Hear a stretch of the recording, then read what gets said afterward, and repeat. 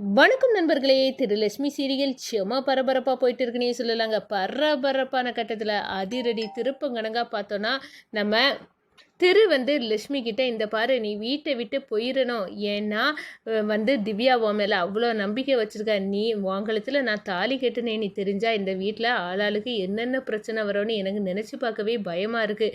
நீ கண்டிப்பாக இங்கேருந்து போய் ஆகணும். நான் உனக்கு ஒரு அட்ரஸ் தரேன். அந்த அட்ரஸில் போனீங்கன்னா ஒன்று அவங்க அழகாக பார்த்துக்கிடுவாங்க. உனக்கு எந்த பிரச்சனையும் இருக்காது. உனக்கு ஒரு நல்ல வாழ்க்கை அமையும் அப்படின்னு அந்த இடத்துல சொல்கிறாங்க.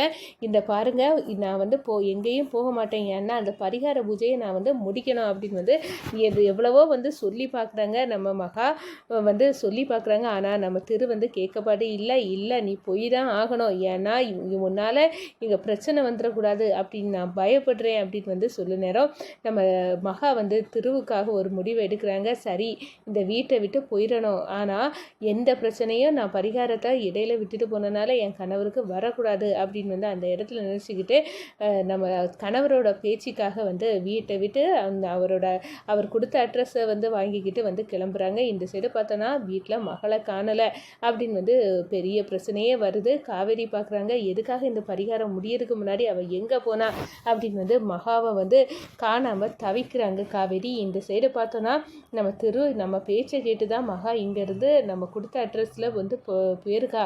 அங்கே நல்லாவே இவளை கவனிச்சுக்கிடுவாங்க அப்படின்னு அந்த இடத்துல இப்போ தான் எனக்கு பாதி பிரச்சனை முடிஞ்சது மாதிரி இருக்குது அப்படின்னு நிம்மதியாக இருக்கிறாங்க. ஆனால் ஆபத்து வரப்போகுதுங்க.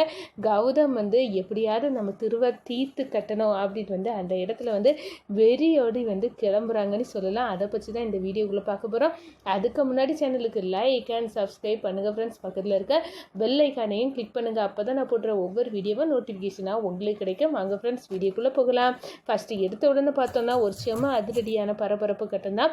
பரபரப்பான கட்டத்தில் நம்ம பார்க்க நேரம் தான் நம்ம மகாவை பார்த்து பேசுகிறாங்க. இந்த பாரு, நீ இந்த வீட்டில் இருந்துட்டே என் கண்ணில் படாமல் எவ்வளோ பிளானாக காயை நகர்த்தியிருக்கேன்னு எனக்கு நல்லாவே புரியுது அப்படின்னு சொல்ல நேரம் நான் உங்கள் கண்ணில் படக்கூடாது, இந்த வீட்டை விட்டு கிளம்பிடுறோன்னு 2-3 வாட்டி முயற்சி செய்தேன். ஆனால் ஒன்றுமே பலன் கொடுக்கல. நான் இங்கேருந்து கிளம்பணும் அப்படின்னு இருக்க நேரம் ஏதோ ஒரு சக்தி என்னை இந்த வீட்டுக்குள்ளே கொண்டு இழுத்து விட்டுது.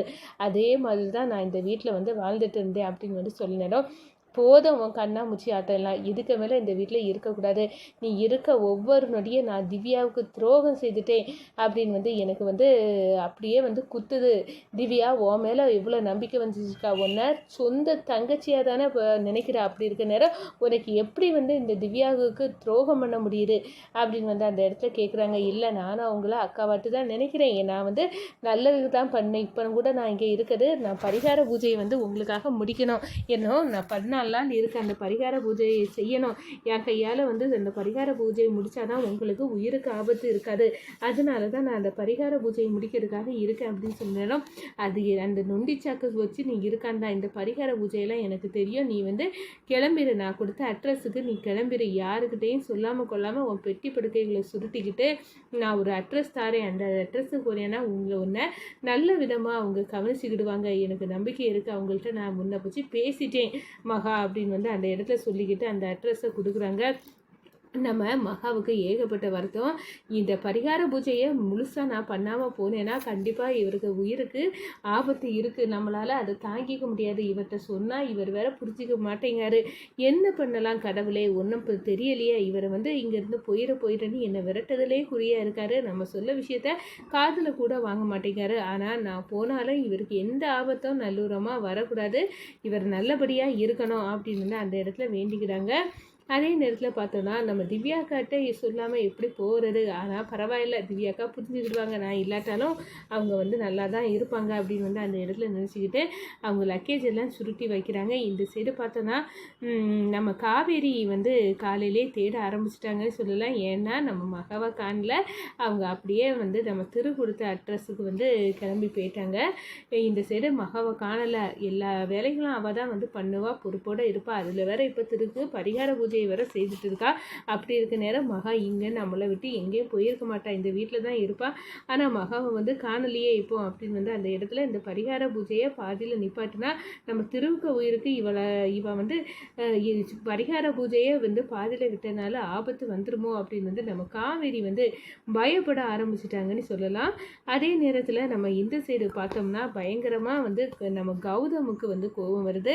நம்ம எப்படியாவது திரும்ப போட்டு தள்ளணும், நானும் கவிதாவும் வந்து மறைஞ்சு வாழ்ந்த வாழ்க்கைக்கு ஒரு முற்றுப்புள்ளி வைக்கணும், நாங்கள் 2 பேரும் சேர்ந்து வாழணும் அப்படின்னு எல்லாம் முடிவெடுத்தோம். ஆனால் இப்போ அந்த முடிவெல்லாம் வந்து செல்லுபடியாக ஆகாத மாதிரி ஏகப்பட்ட பிரச்சனை வாழ்க்கையில் வந்தது மாதிரி இருக்குது. இப்போ என்ன பண்ணலாம் அப்படின்னு வந்து மண்டையை பிச்சுக்கிட்டு இருக்காங்க நம்ம கௌதம். இனியே தாமதிக்கக்கூடாது, நம்ம ஆபத்தை உண்டு பண்ணணும், அந்த திருவை வந்து போட்டு தள்ளணும் நம்ம கையால் அப்படின்னு வந்து அந்த இடத்துல முடிவெடுத்து நம்ம கௌதம் வந்து திருவை போட்டு தள்ளதுக்காக வந்து ஆட்களை வந்து செட் பண்ணுறாங்க. எப்படியாவது திருவோட கதையை முடிக்கணும், அந்த முகுந்தனால நான் பட்ட கஷ்டம் எல்லாம் போதும், இப்போ அதிகமாக திரு வந்து சந்தோஷமாக இருக்கான், அவ்வளோ சொத்து அதிபதி எல்லாமே வந்து எனக்கும் கவிதாவுக்கும் கிடைக்கணும், நாங்கள் ஒரு நல்லபடியான வாழ்க்கையை வாழணும் அப்படின்னு வந்து அந்த இடத்துல வந்து கௌதம் நினச்சிக்கிட்டு நம்ம கவிதாவுக்கு கால் பண்ணுறாங்க.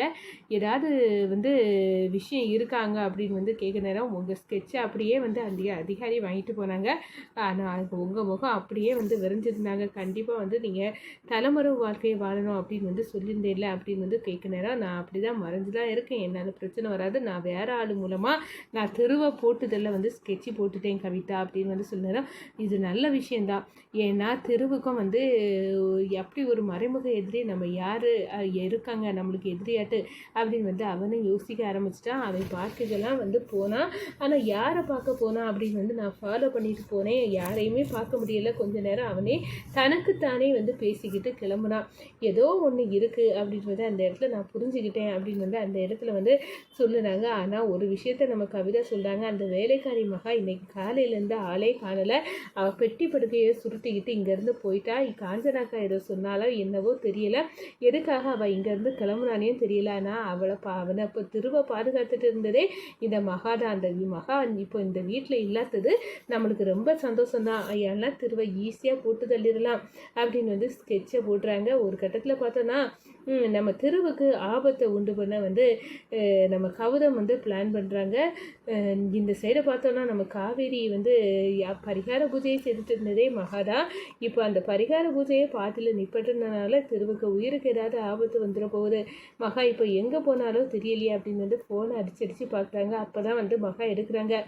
அப்போ தான் என்ன ஆச்சு மகா, நீ எதுக்காக எங்கள் வீட்டில் இல்லை அப்படின்னு வந்து கேட்க நேரம் அக்கா புரிஞ்சுக்கிடுங்க, ஏன்னா அவருக்கு கண்ணில் நான் பட்டுட்டேன், அவர் இந்த வீட்டில் இருக்கக்கூடாது, நீ வந்து இப்போவே இந்த வீட்டை விட்டு போயிரு, திவ்யாவுக்கு துரோகம் செய்திடக்கூடாது அப்படின்னு வந்து என்னை அனுப்பி வச்சுட்டாரு.